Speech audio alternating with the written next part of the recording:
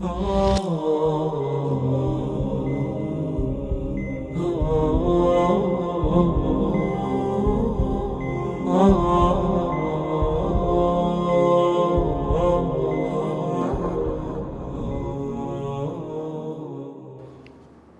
الله الرحمن الرحيم وبه نستعين. براني عزيزم خوش كان لا درس نوێ دینەوە خزمەتی البلاغة الميسرة ك الحمد لله درسەکەی پێشتر باسی چمان کرد، باسی مسند إليهی مان کرد. گوتشمان مسند إليهی چییە؟ مسند إليهی گوتمان لجملة اسمي دەبتێتە مبتدا ولا جملة فعليش فاعل جوانه. گوتمان ئەو مبتدا و ئەو فاعیلە زۆر جاران حاڵەتی بەسەردادێەوە نییە. لەو حاڵەتانە کە بۆ نمونە دەکرێت ڕەش بکرێتەوە، دەکرێت باز بکرێت وەنیە ئەسڵ گوتمان باسکردنە، بەڵام دەکرێت ڕەش بکرێتەوە لە بۆ معنایەکی با بڵێن بۆ مەبەستە و دەکرێت پێش بخرێ، دەکرێت پاش بخرێ. باشە کە ئەسڵ وایە بۆ نمونە لە جملەی ئیسمیدا مبتدا دێوجا خەبەر، بەس ئەگەر پاش خرا دیارە لە بۆ مەبەستەکە. بۆ نمونە دەکرێت تعریف بکرێت، دەکرێت تەنکیر بکرێت، ناسراو بکرێت یان نەناسراو بکرێت. ئەسڵ وا ناسراو بێگە نەناسراوی لە بۆ مەبەستەکە وەنیە. گوتمان وەروە باسی چەند جۆرەی ئەلفولاممان کرد ئیلا ئاخریه. ئەوانەمان الحەمدلله باس کرد. ئێستا دێین باسی چەند حاڵەتە چیکە دەکەین بەسەریدادێ. ئەو دوو حاڵەتە باز دەکەین لە دوایەوە دەچینە سەر موسنەدی. باشە لێ ئێستا الحەمدلله لاپەڕی 27 وانەمان تەواو کرد. ئێستا دێینە لاپەڕە 29. لاپەڕە 29 لەسەرێ دوو حاڵەتی باز دەکات. وقد يوضع المضمر موضع المظهر والعكس، أو حالتي كم.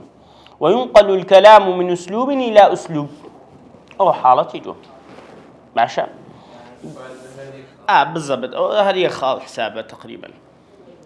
لبريشتك هر عكسكيتي سبت ديزاين شون. وقد يوضع لرا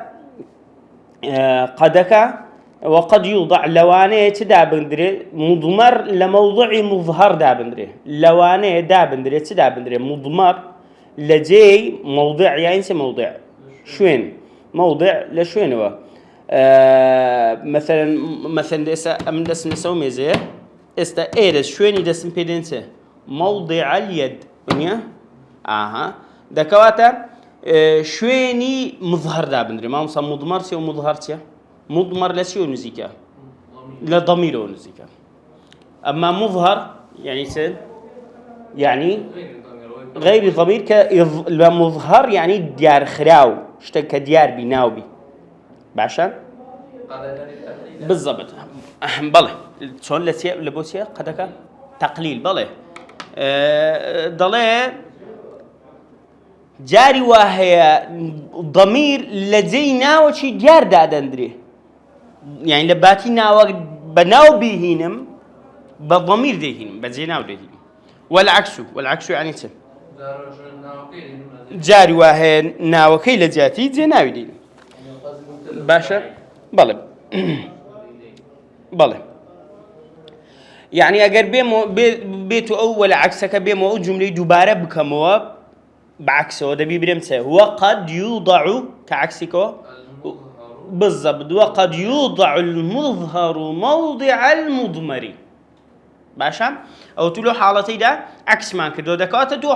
حالة تتي لضمير لا ديار كدني اتو يعني مضمر لزي مظهر ده ضمير زيناو لزي ناو شي ديار ده يان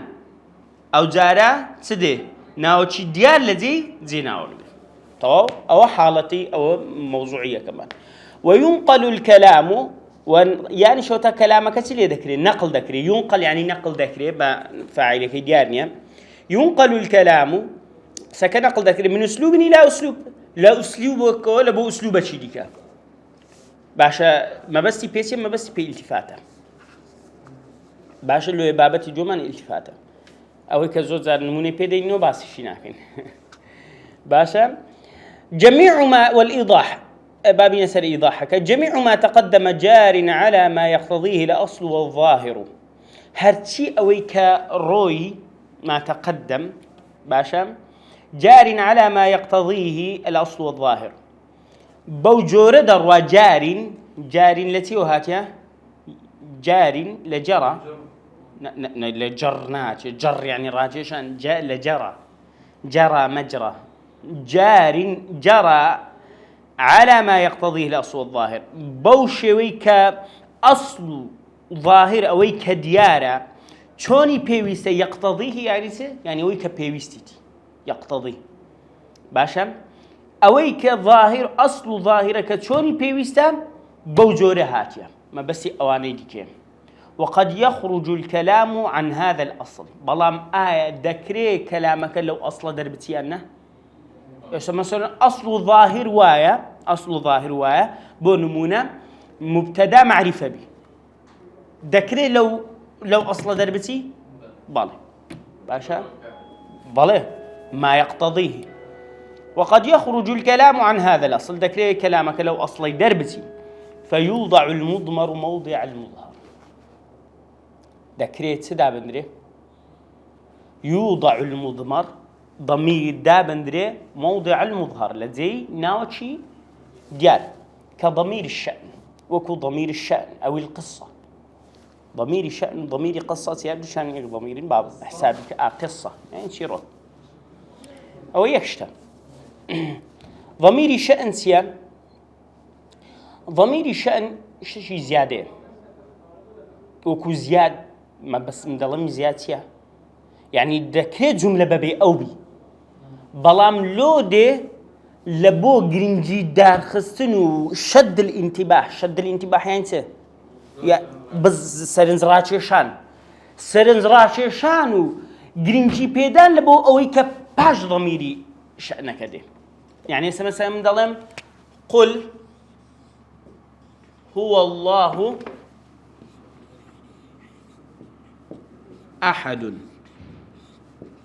باشا قل هو الله أحد ليرك ضميري شأنك بالضبط لو هو ضميري شأن باش راس الله يك هي باش كذا أوين رجلكم كابي خنوكو بزين معناه توا قل الله أحد وكو معناه هيز مشكلة هي هيز مشكلة أم درم بلي قل أما بخو من دزانين لنحو لروي نحو دزاين قل همو فعلة أمر لبوتاتشي نير فاعلك اللي شندلا فاعلك اللي ناخوتي همو فعلة أمر لبوتاتشي نير يعني مثلا بتو ظلم قم كفاعلك يعني أتو هستا أما هستا قلبو أفرد بي أو قما فرقه قومي يا أكدب تفاعل مثلا لبو جماعات بيقوموا وكا دب تفاعل بس تاتشي مفرد فاعل لنا أخوتي لو يفقلك تسوتيا فعل زائد فاعل باشا فعل فاعله قل يعني بلي شي بلي أتو بلي تاتشيني باشا الله أحد الله تيا الله مبتدأ ايوه جملة كاملة لبو قل جملة كاملة قل يعني بلى فعل فاعله تبرم الله أحد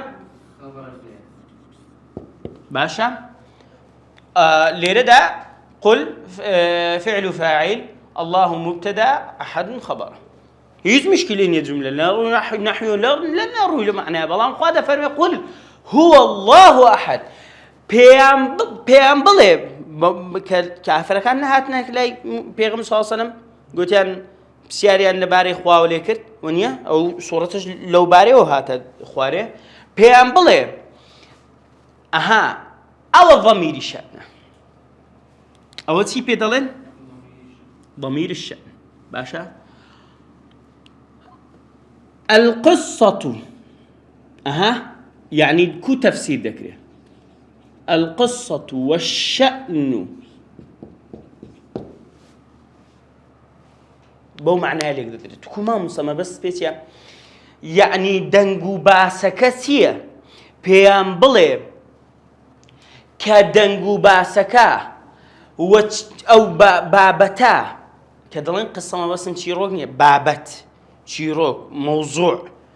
باشا بابتك وموضوعك وشيروك كتيا هموي ها سيا الله أحد دكوات أو ضميرة لبو جرينجي بيدان لبو باشا خوي هاتيا دكوات إسا كاميان بقوتر اللي روي معناوه لبو شد الانتباه سدنزرات الشامبريم قل الله أحد يامبريم قل هو الله أحد قل هو الله أحد زوزور بقوتر لو يكبريم قل الله أحد باشا دكواتا ليرة دا أقدار با أو هو بيدلن ضميري شأن ضميري شأن يجلبو اويكا بيد بلي أقدار با لباشا وموضوعك تيا موضوعك كأويكا الله أحد باشا لويا كضمير الشأن أو القصة وكقولهم هو زيد عالم يعني مثلا كنمونا كيك أو هنايتيوا باشا أقبيم دوباره بين اسموا سبيدلين كدله هو زيد عالم باشا من ناكري بتنيا بريم زيد عالم دكري أنا لو معناه بله دكري مثلا تمشاكا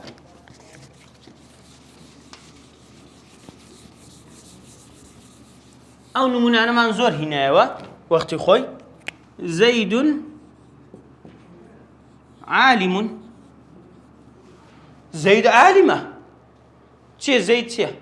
ناو شي معرفة لسرتها جملة بمرفوع بيتيا مبتدأ ودائما لا أجرم إذا ما أقول عالم تيا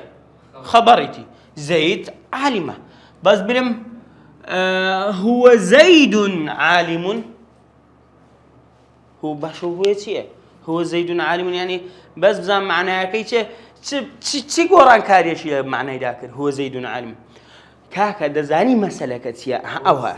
أو مسلك أويا بابتك أويا كزيد عالمة دكواتا كل قالك ده بمين بي والله زيد عالم ديار مسألة شيء لسر لوي أمن هو إلى قرر جيمو بالضبط أقدر بمكان جينا ضمير الشأن لسر دينم موضوعي لسر موضوع لسر قول والله واحد هبو يانا كو هبو دايان قد شكاكا دايان قد الله أري سبيدرن أم له البنات ولهم البنون خوا كتي هي كري هي والعياذ بالله لا تشيبوا لا تشينبوا وانا دكوات اللي قصيه لسر هي انا قل هو الله احد لذا با هو هذا كضميري شأنه زور تاكا بابين بزانين طواوي بكين ووضع المظهر موضع المضمر او جاره بعكسه او جاره مظهر اسمي ديار موضع المضمر لدي ضمير دادندري كقوله تعالى فبدأ بأوعيتهم قبل وعاء أخيه ثم استخرجها من وعاء أخيه وهذا يشتي دوزا دوباره بيدو تيا أوسيو نانا اشتكي دوباره فناوكا او هيتش بالضبط أخيهش أو هيشكا وقصي خوته ده أخيكا أخيهش زور ساكا فدلي وروا داناني مظهر ناوي ديال لزي مضمر يعني استادك ناوى كده كري بمضمر بهات بالضمير بتزينا بعد باكتي بتهات بمظهر هات بناو هات وشي أخيك كو دري أو تيروتشي كيف بدأ بأوعيتهم بيغمبر يوسف كاتيكا بنيامينيان أو بجرينا أو كي وشي لفلي مكيه ها زمن سوزان بنيامينيان بس هو كو كاد باز ذكري بنيامين برد كربراي يوسف برد باشا برديانا مصر كيوسف داوايكر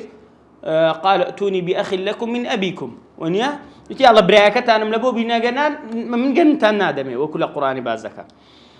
يتر كبرايكان برد لو بفرق براي بهل توا باشا بخطة جنالين فيل حاشا بقصة كمان جوان ناشرين نبي بخطة كبرايك بهل توا تشبو قوتي كاكا أوي سبيدلين أو شتا عذاب ها عندك دلن تاج بوا عندك دلن أوي كجنمي أو بي و عندك دلن هدية شيء باشا بوا كدايتيا حزتي يوسفي كمثلا ئەوەی کردیە چوە لە ناو چی دانا گەرمی براکەی خۆی دانا تاکو دوای بەدزی دەربینی و بیجێرتەوە باشە ئەودا سەرەتا لەوەی شک نەکەن چی کرد حەزرەتی یوسف چی کرد فبدأ بأوعيتهم أوعيتهم هم لبو يعني شيء أوان براكاني يعني بأوعية وبأشياكاني براكاني دستي بيكر بزان تمشاكر كاكا هاواريا كده بريقوتين كاكا ورا أيتها العير إنكم لسارقون هاي كاروانا كراوسنا نقول دزيتان كده كاكا من دزي معنا كده دري ورا ورا تمشاكا أوان زوبي من ندم لوزعكي أوج دستي بيكر فبدأ بأوعيتهم لا أشياكاني براكاني دستي بيكر قبل وعاء أخيه بيش وعاء وشي بيش أوي كجن أو وعاء أوي كجن مكيل أخو قرتيا بيش أوي لنا وعاء إبراكي خوي بقرب ثم لجواوي كهميان طواوكر ثم استخرجها أوشتي سليكر دري هنا لتشندر من وعاء أخيه لنا وعاء إبراكي خوي دري هنا باشا ليرة دا أما لا حتى لا آتكي تبين لزوكي باشا ندكر من وعاءك أو وعاء لباتي برم وعاء أخيه بلم من وعائه لو أو ضمير أو كاتي لبو تشي دقراوة لبو بنيامين لبو أخيه دقراوة لبو بنيامين وأخيه لولا باس كراها باشا فبدأ بأوعيتهم قبل وعاء أخيه أو ها ألبو يوسف دقرته أخيه براكي خوي باشد ثم استخرجها من وعائه أخك أو جارة لبو أخك دقرته لبرو الضمير ضمير لبو شي دقرته ضمير لبو بيش خوي دقرته لبو نزيكتني باشا ليه دا مشكلة بيادبي أنا مشكلة بيادبي لو أجر بيتو أو هبا تدرو زبو ثم استخرجها من وعائه باشا من وعائه لوعاءكي دريهنا وعاءكي أو هاء وشي أخيه لبو يوسف دقريتوا ين أو هاء لبو أخ دقريتوا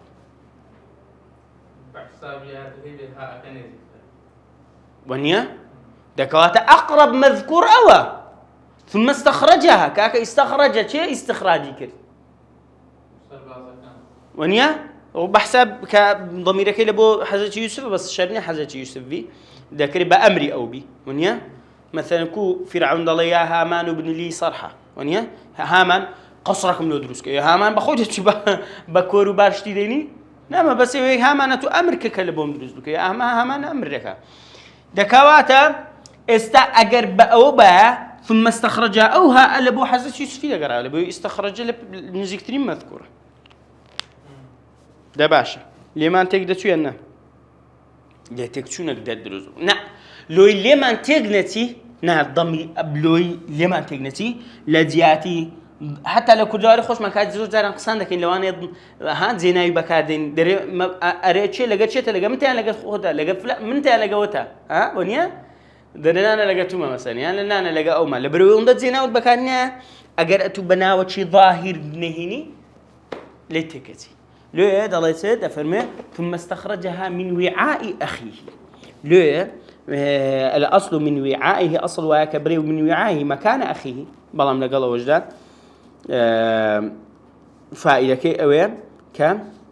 ضميرك نرين أول أبو يوسف دقرته كالأخوار لها أمشكي أوي بيك ديا يعني هذا ضمير الشأن شريرش لا ضمير الشأن قل هو كي ضميرك أليرا أو اسم الذي ضمير هاتي أخك الذي لباتي أو أخك ببتا وعائه أو بوتا اسم شي ظاهر باشا يعني يسا ومن وعائه لقر بابين تمشاكا من وعاء أخيه ليرا دا استاكا أو أخبت تسبيدلين أو هاء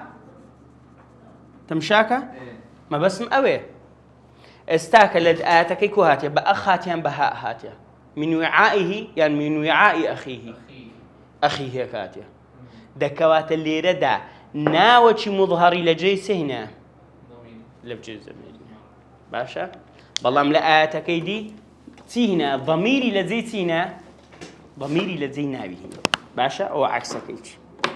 ومن ذلك الالتفات أو أسلوب دوم أسلوب كمان طاكر ومن ذلك الالتفات وهو أسلوب عذب ينقل الكلام فيه من أسلوب إلى أسلوب أو كدلي من أسلوب إلى أسلوب لأسلوبك ودا قرأ لبو أسلوبك كالتفاتة كأو أسلوبك عذب يعني يعني شيرين كدلي ماء عذب يعني أو شي صازقار وشيرينه باشا درا أسلوبه زور شيرينه ينقل الكلام سنقل ذكر فيه لالتفات ده من أسلوب إلى أسلوب لأسلوبك ودقورة لبأسلوبك للإيقاظ وتطرية النفس السامع وتشويقه وإمتاعه لبو إيقاظ بأجاهنا وتطرية نفس السامع يعني أو تبدلن جي كان مثلا كو من موسيقى كله بولي دم الله سنخوشه مثلا كابرا حزية ونيا يعني سرودك اللي بوبلم يعني كابرا لواني قرآني بصوتك خوش لبوبلم يعني تطرية يعني جد نازم بابلين شون ضلي نفس السامع بابلين أويدك زور بي خوشه توشي طرب دبي طرب نازم ما مدرين طرب باشا على أي حال وتطرية نفس السامع آرام كرنوي بابلين كباب بخصيتو نفسي سامع وكسي كجوي دقري زور بي خوش دبي وبي سرسام دبي وتشويقه تشويق يعني تشويق يعني دورة دي أم لبوليك دودي وتشويقه باشا مشوق يعني سرنزرا شجبي وإمتاعه إمتعتيه تيج بخش بي إمتاع كتابك يبقى من ما يمتع الإمتاع والمؤانسة هي كتابك زور خوشة باشا إمتاع لمتعوه هاتيه كتيج الداتي ومن ذلك قوله دكوات التفات زور خوشة ومن ذلك قوله تعالى الحمد لله رب العالمين الرحمن الرحيم مالك يوم الدين دري هذا كله أسلوب غيبية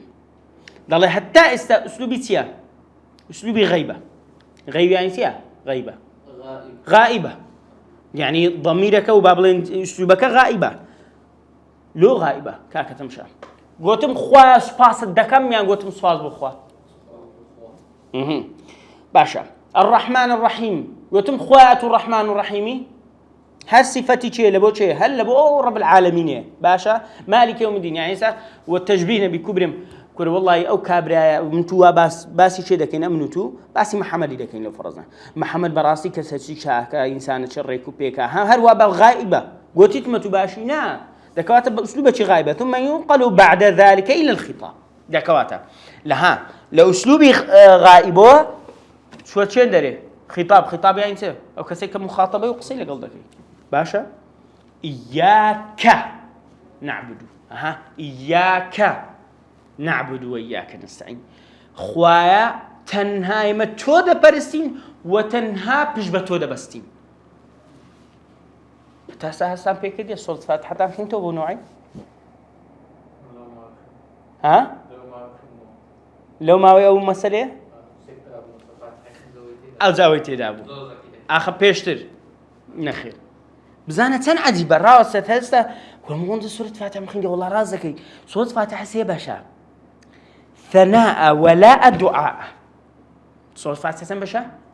سيباش ثناء ولاء دعاء ثناء يعني حمد بسده القتنا ولاء يعني ولاء يعني كل مكابرة ولاء ملبو در دبرم يعني هاتي خوشويستو أما دباشي خو ملبوي در دبرم عم طواو لقرتم مثلا ولاء ودعاء دياله دعاء كدنا باشا الحمد لله رب العالمين الرحمن الرحيم مالك يوم الدين أو هم الثناء هل بسم الله الرحمن الرحيم هو كتب بسم الله الرحمن الرحيم إيش بشكا ونيم آتا بسم الله الرحمن الرحيم الحمد لله رب العالمين الرحمن الرحيم مالك يوم الدين ثناء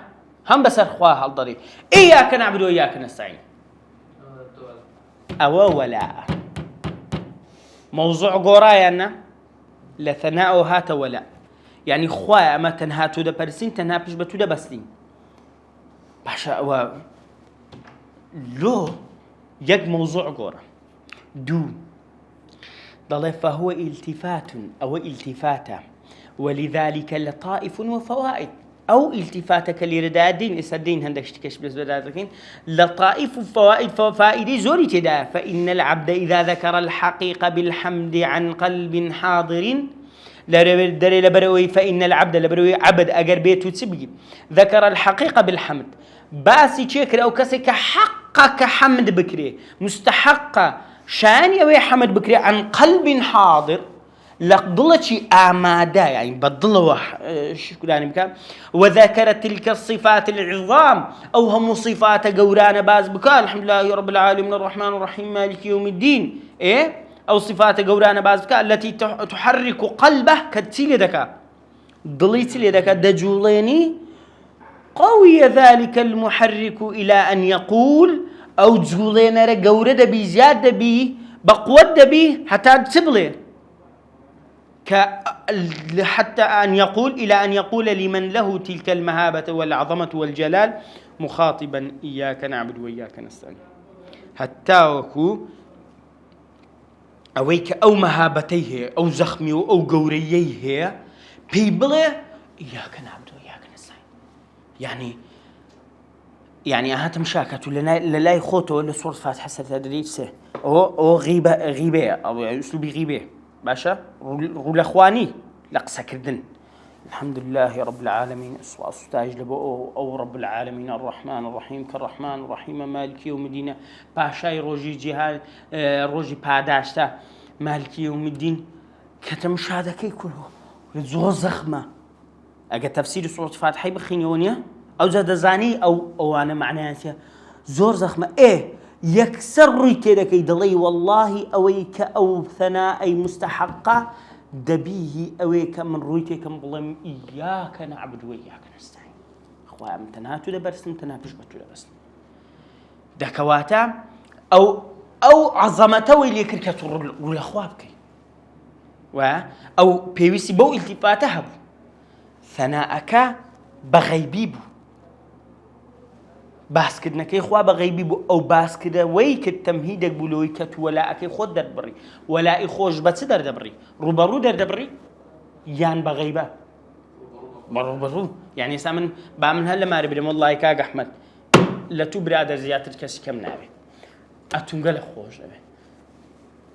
أولا أم لبوتو در بري أتوش زناب الجيلينيا إسفادة شوي هي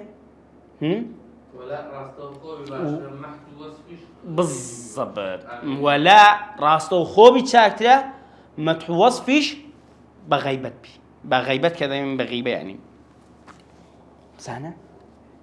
يعني تن أسلوبتي عجيبة أجا دعاء وإياك نعبد وإياك نستعين اهدنا الصراط المستقيم ودس الدعاء والسلام والالتفات من الخطاب للغيبة وروها التفات كدن لخطاب ولا بو غيبة ولا بو غائبي كقوله سبحانه يعني سما لغيبة وتشين خطاب ونيا لغائب وتشين مخاطب أو جارت سدك إن مخاطب ودتشين غائب وكو خاد فرمي حتى إذا كنتم في الفلك وجارين بهم ضلي حكاته وإذا كنتم قوتم كانوا كظلم قوتم أول عياذ بالله ما باسم خواه حتى إذا كنتم في الفلك خوا فرموه حتى إذا كانوا في الفلك وجرين بهم أجا إسا خوا بفرموا وإذا كانوا في الفلك وجرين بهم هذه التفات تدابو هذه التفات تدانبو بركات كوان لناو فلك كيدابون لناو كشت كيدابون وجرين بهم بدريا داب من داد وبابلين بدريا دار روشتن باشا ليردا هروي بغمنا فرموا إذا كنتم إيوا في الفلكي كيشنا ناو كشتكي وجرين بهم التفات أنا تمشى رويلا مشركة كان رويلا وانا حتى إذا كنتم في الفلك كاتك أنقوتونا فلكك شونا كشتكا رويلا وانا التفات روي ورجرة أمرهم لتلكم وجرين بهم سمان لي كدن ڕواندمان بە کەشتەکەی بەناو ئاوەکەیدا ڕواندمان التفات بێنە نەم خوانێ فەرموو وەجەڕەینە بیکوم ئێوەمان ڕوان باشە لۆوای لێ هات طبعا أولا أول بو مبالغة لغيرهم مبالغة كردنا لبو بيرهنانو لبو غير خوان شون لبروي كاتك أمن بغائبي باسي أوقدكم كسانك دكم زور فرقية يعني أستاذ دائما لبو موعظة ورقتن لبو بند ورقتن واتاكتلا بغائب بي يان بمخاطب بغائب لو أمن ونيا بالحد بالبيغمبر بالضبط واسمه بريم كذا وكذا باشا بيغمبر صلى مش الوابو خلقانا شديد كشتشي ليدا ديت ندم شاي شو دبو تورا دبو نيدا قلت او تسدا كان لو ده كان لونا كان ونيا نعم تشو سر من برو دي يقول ما بال اقوام يفعلون كذا وكذا هو شيء خلقانا وا ده كان باشا ودوات اللي بو يكدورو برش بند ورغرن لبرو قرتو مخاطب بي كابرا او كاسي لقروتا ونيا ادي اقم بعام قسام بكم خلق كان يديش كاكا اويك او حالتي هي تجرى قرتو اقدار با باشا لو ضليتي لا دواتر موضوع كاش دغوري ها لا نعمه ولا بو دغوري لبو تسه لبو ضراء لو دفرمي حتى اذا كنتم في الفلك او تشننا فلك حتى اسن نعمتنا وجرين بهم جاءتها ريح عاصف سهات عذاب هات زرر هات ضراء هات لوية موضوعك غورا كل ولاي ثناء بو ونيا كتشو ولائي يكسر التفات رويدا لرجل نعمته هات ضراء اسلوب غورا لخطابه بو غائب ولو اوي خلقاني دورو بر زياتر بنديلي ور بقرين عام تربي مبالغه زياتر بالليبكا يعني عادة طيب للمخاطب بتصير غائب لو سزا وعقوبة يعني لمخاطب بتصير غائب لبو سزا عقوبة ذكره يعني زيادة لبو تعميم كردنا فلو كافر كان دايان قد سيتم شاكا افساكا وآتكا كافر كان خلق شي بباور كبيشوي بستناو كشتكي خواي لبيرنيا دستناو كشتكي جاءتها ريح عاصف بايشي بزجان وبشابول وبا يعني بابلين كشتي خريكة لقى خولول بدا كهالدكا بكافر مسلمانو تيلي دي همونا يخواي ديني وشي دكتور عبد الواحد قدني اوي تبيدلين كابراي ملحد قوتي تارك بس او هاي لي اوي شو سواري تاري بو تار بس اگر تاسا شي دكايان او هاشي لي بي او كاتينيا خوا اقدار اوي قران لبرت ديري دبت توحيدي باورك دبت متقيه جنبته هل بخوي انسان عاده وبرب سواري كشتيبه سواري تاربه بتابتي تاره كشتك هشتا كبرد بيو دكوينه او اغري بردرتونه كتي بس تاره بربيو اغري درتونه دنيا هر سبيدل انه شي قوتي بلاك راو قوتي زين لو تاره كاتيكا دلي كاتيكا تاره برد بتو بيد دلن سرد بكبنوا سرد او خود بكبنوا ده زين لوات بيدنن قوتي ولبوني دربتي قوتي هو تاره كبرد بتو طا درناسي بس قوتي لوي سر وشتت عندك بمينه بدناس نو دوها بزن اتوتي يعني اذا حسابي خودك لوي باورك كسي واحد ومن ديناسم زود دور الدين بوا باورك قوتي حالته چوار رويدا قوتي ما مستا قوتي والله آيات كرسي منازان تنزاخي قوتي بس اون بس آيات كرسي سورة فاتحة طلع الفدرة باشا دكواتا اول كافر لو كاتي مسلمان دبيو كل هاي قوتين كافر بي مسلمان دبيو او حالته لو دفرميته لئن انجيتنا من هذه لنكونن من الشاكرين وني اخوا بس اوزار درمان بينا اما وينا اما اخوا برستين تواو اما توحيدينا اما شكرانا بجيرين لو اخوا دفرمي كانما تمشاه صوره كتمشاه تشبيه نبي امن بس تصويرك اللي بودك ضلي انقو من بردن او كشتێکەی ڕوو لە خەڵکەکە دەکات بزانە کە چیان لێ هات وەجێڕەینە بهم کە ئەوانمان بە دەریادا ڕوان بزانە چیان لێ هات ئەو جاءتها ريح عاصف ئەو جا ئەو باوزە و گەردەلوولە هات ئەو جا هاواری خۆیان کرد ئەو جا کە خواش ڕزگاریانی کرد هەر هاتنەوە وشکایی کافر و مشرکەکەی پێشترن بزانە لێرە پێویستی بە ئوسلوبی غائب هەیە لێ ئەوە لە شیەم و لە ئوسلوبی مسلماناندا نییە کە لە شوێنەی خوانە ناسی و لە توندی خوای بناسی باشە ئەو لە بۆ مشریکانە لۆی خوا ئوسلوبی لە بەکارهێنەوە لۆ علایەتی حال بازیات لۆی درێژی نەکەینەوە ئینشاءالله تعالى دەرسی داتر دێینە سەر مسند بابەتەکانی مسند ئیلەییمان تەواو کرد یعنی ئەوەی کە لەسەر مسند ئیلەیی ڕوودەدا دێینە سەر مسندی چی لەسەر ڕوودەدا وەکو بابڵن کە بابڵمە بەسما فعل و خەبەرە لە ڕەشکردنەوە و باسکردن و پێشخستن و ئەو بابەتانە چ بابەتێک لەسەری ڕوودەدا ئینشاءالله تعالى باسی دەکەین لێرە ژێنە کۆتایی هەڵقەی ڕۆمان و سەلام عەلەیکم و ڕەحمەتوڵڵاهی وبەرەکاتوه